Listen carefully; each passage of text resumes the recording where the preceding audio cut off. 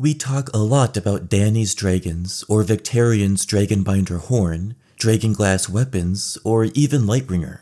There's so many artifacts that could play a role in the War for the Dawn, but something has really slipped under the radar. Jon Snow's armor. George Martin mentions it several times, to the point that makes me wonder if Jon knew he would be mutinied against. And of course there's another set of armor that comes to Jon in a dream. And there's a magic set of armor currently owned by Euron, which could potentially end up in Jon's undead hands. When Sam goes to see Jon before leaving Castle Black for Oldtown, he walks past a half-completed shirt of Ringmail on a workbench. Recall that Jon's office is in the Armory, Donald Noy's old place. Rest in peace, by the way. Most of the Lord Commander's tower was burned down when the others turned Othor into a wight and Jon chucked an oil lamp at him. And the King's Tower is inhabited by King Stannis, so Jon can't set himself up there. This means that even though the Armory is Jon's personal quarters, we can't say for certain that this Ringmail armor was being made for him. It could be anyone's, because this is the Armory. It's where Ringmail gets made. I don't know, it just makes sense that this Ringmail is gonna be Jon's. And when Jon spars against Rattleshirt in Dance, he's wearing mail armor. Could this be the new Ringmail he commissioned? To contradict myself again, this might just be his old Ringmail. Jon wears mail earlier, at the end of Storm. Do I have a point? Yes. Based on a conversation he has with Bowen Marsh, I think Jon was anticipating a mutiny, but when it didn't happen, he let his guard down. He thinks to himself, the wall is mine, for 2 more days at least. He argues with Marsh about letting the wildlings through the wall, and he remembers Melisandre's vision. Daggers in the dark, blood frozen red and hard, and naked steel. But Melisandre gave him that warning in his first chapter of Dance, shortly before that Ringmail armor appears on the workbench. The order of events becomes clear. Melisandre warns him of daggers in the dark. Jon commissions a new set of Ringmail armor. Jon thinks he has control of the wall for 2 more days. And 2 days later the wildlings pass through. But a mutiny didn't happen right away, so Jon let his guard down. Even still, I wonder if Jon was wearing that Ringmail when he got stabbed. Bowen Marsh's knife gets lodged inside Jon's guts when he pulls his hand away. Jon had to wrench it free himself. The dagger getting caught points to Jon wearing his Ringmail beneath his leather. The knife gets stuck in his armor. But on the other hand, it's entirely possible the dagger simply got caught in Jon's innards. The belly, where he was stabbed, contains all sorts of intestines and spleens and colons to slow down a knife's exit. It's even in the Bible. When Ehud thrust his sword into King Eglon's belly, Eglon's fat began to close over the blade, and Ehud didn't bother pulling it out. Basically, there are 2 wolves inside me. One who believes Jon's Ringmail armor caught the blade, and he might not actually be dead, and another who understands that innards can do that too, and Jon is almost certainly temporarily dead as hell. But the first wolf is more interesting, so let's examine that approach. And then I'll discuss why this whole Ringmail armor business is really only a jumping off point to discuss things like the others already, as we speak, attacking the wall. We know for a fact that a knife attacks Jon at least 4 times. The first was only described as a cut on Jon's throat. He cut me. The damage was severe enough to cause immediate blood flow, but gentle enough that Jon was able to snatch Wick Whittlestick's wrist and bend his arm backwards. So far, so savable. The next knife was the gut punch, which Jon decided to wrench free of its sticking point in either his ringmail or his intestines. This caused Jon to fall to his knees. The third knife goes between his shoulder blades, the impact causing him to fall face first into the snow. Honestly, as long as the blade missed Jon's subclavian artery and spinal cord, this wound seems the least severe. Finally, a fourth knife stabs Jon somewhere, but he doesn't feel it. He only feels the cold. This is really where the whole Jon is alive theory hinges. If that fourth dagger got him on the dome, or neck, or spine, he's a goner. Recall that Jon is laying on his tummy at this point, meaning his heart is protected by his backbones, but there's still plenty of fatal stabby points. If the knife just went to his shoulder, or ribs, or arm, maybe that one doesn't matter too much either. But let's be honest, Jon is dead. He pretty much sealed his fate by removing the dagger from his gut. If he just let it stay penetrating him, the knife would keep the blood in, essentially plugging the hole. According to some fanfics, Jon has a ton of hole plugging experience already with his friend Satin, so it was really an unforced error to remove that knife from his belly. Jon loses consciousness and the chapter ends. He's probably experiencing hypovolemic shock with a rapid decrease in blood pressure, and within 10 to 20 minutes, all his organs will begin failing. Here's something crazy though. Maybe that final line has a double meaning. Jon loses so much blood that he's numb and can't even feel the fourth knife. But he does feel the cold specifically. Perhaps that isn't simply the normal chill of a winter evening, rather the magical approach of the brutal cold that comes with the others. In Jon 12, Tormund describes the others' arrival as air so cold it hurts to breathe, like a knife inside your chest. In Jon 13, after taking a knife to the chest, Jon can only feel the cold. A cold so cold that this hypovolemic dying man who can't feel a fourth knife entering his skin can feel the cold. This doesn't get discussed a whole lot, probably because we think there's so much else we think needs to happen first. But we know the others are near the wall at the end of Dance. On the day 3,119 wildlings pass through the wall, Borok tells Jon to close the gate good and tight. They're coming, Crow. Tormund says the others were with them all the way to the wall, nibbling at their heels, picking off wildlings here and there. Tormund nodded towards the sky. The clouds roll in. Already it grows darker, colder. Your wall no longer weeps. Look. So we learn the others followed the wildlings south to the wall, and that the wall is so cold now that the ice is no longer dripping, or weeping, like it normally does. And remember, this is one chapter before he dies. You might say, well, it's winter now, of course the ice is no longer weeping. But is it really a coincidence that only 3 chapters later, we learn in the epilogue that winter has officially arrived, just as the others are arriving at the wall? I'd say the latter influenced the former. The others brought winter south with them. And Jon is gonna need something stronger than Ringmail once he gets rebooted. At the very start of Jon 12, the same chapter that Tormund says the others are at their heels, the chapter where Jon lets thousands of wildlings pass through the wall, the chapter immediately preceding Jon's death, he has a dream. He stands alone atop the wall, fending off what he thinks are wildlings, but are actually wights, undead wildlings.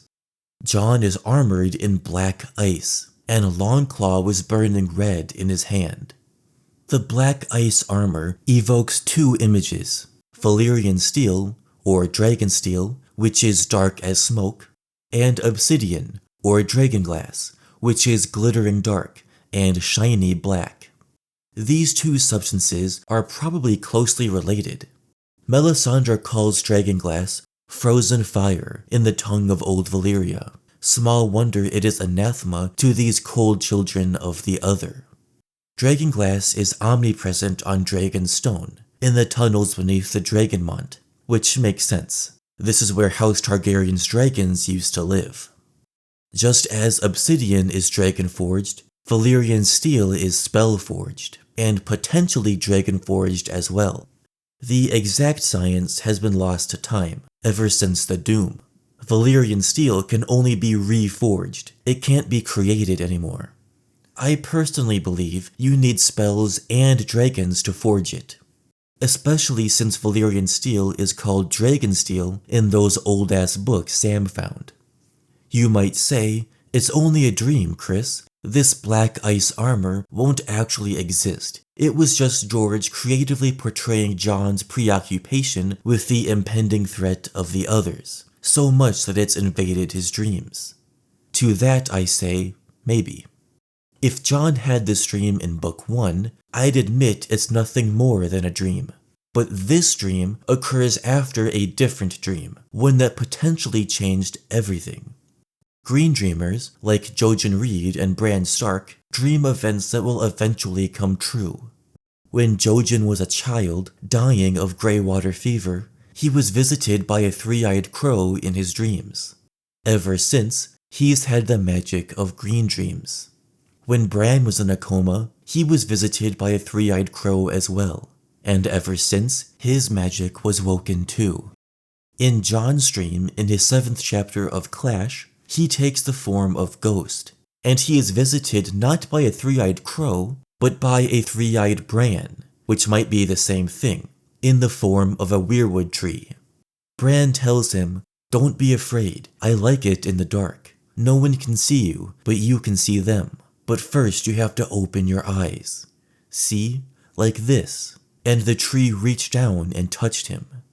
This dream awakened Jon's warging ability. While he's in Ghost's skin, an eagle attacks him, and when he finds Ghost after he wakes up, his fur is all bloody from an eagle attack.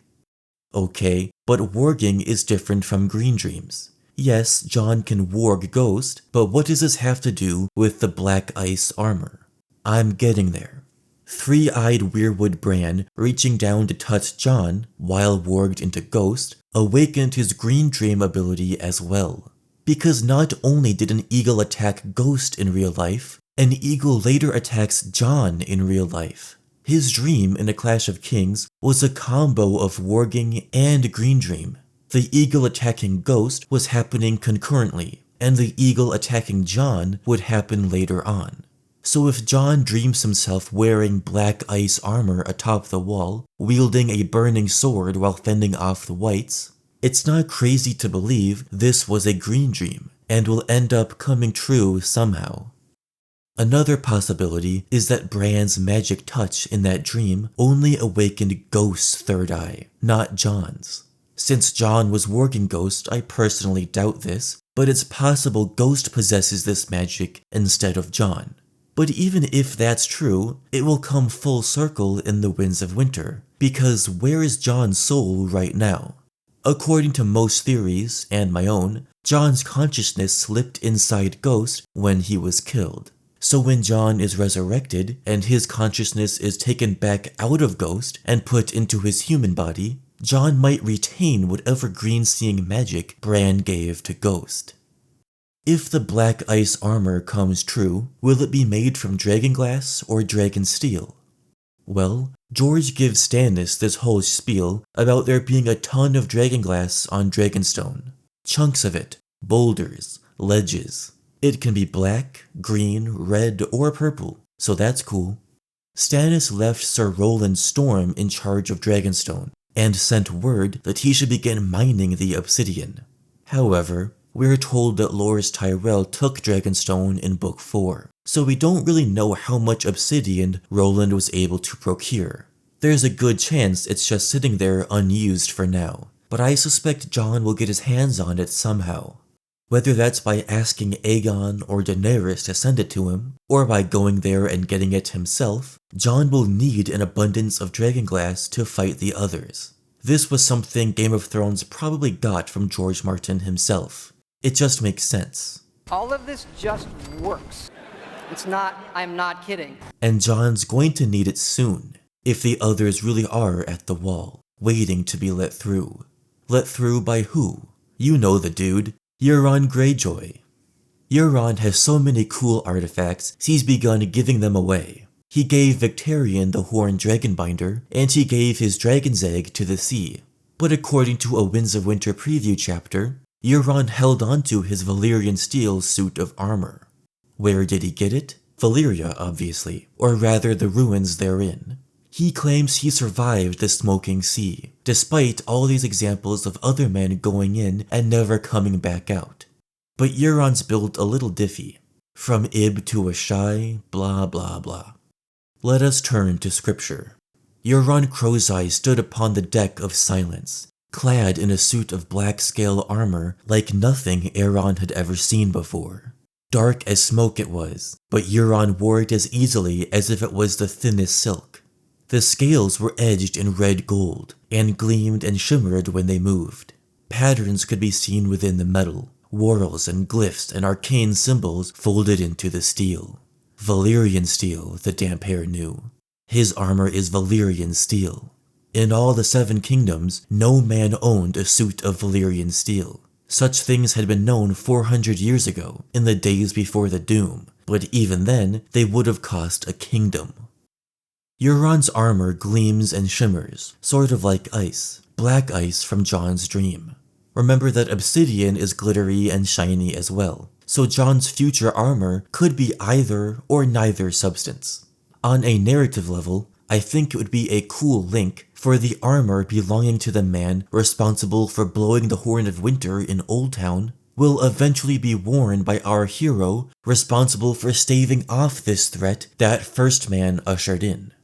Jon will solve Euron's malfeasance wearing Euron's own armor, Valyrian armor, bound by spells belonging to Jon's ancestors. The question is, how does Jon get the armor? And how does Euron lose it? Easier to answer the second part first. I don't think Euron will be an endgame villain. Rather, his purpose in the story will mostly be fulfilled by blowing the horn of winter and letting the others through a section of the wall. While this causes chaos up north, Euron will die in the south. Personally, I think Aegon VI will wage war against him, with the power of the Stormlands, Dorne, and the Reach behind him.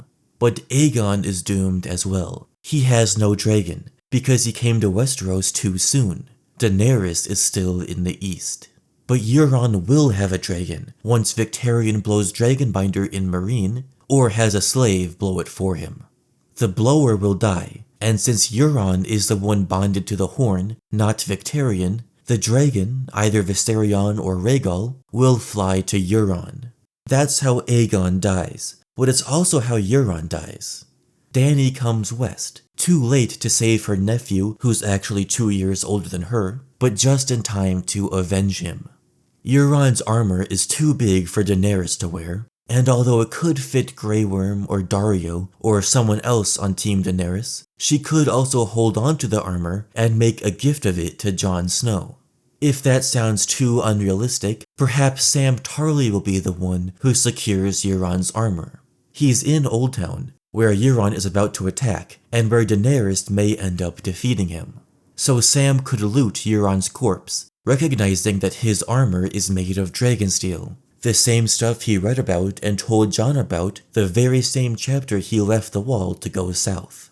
Valyrian steel armor has never existed in Westeros before. There are some Valyrian blades, but this is a one-of-a-kind artifact, something Euron probably wants to wear because it's befitting the new god he wishes to become, born from the graves and charnel pits. Instead of Euron using this priceless armor for evil, Jon will use it for good.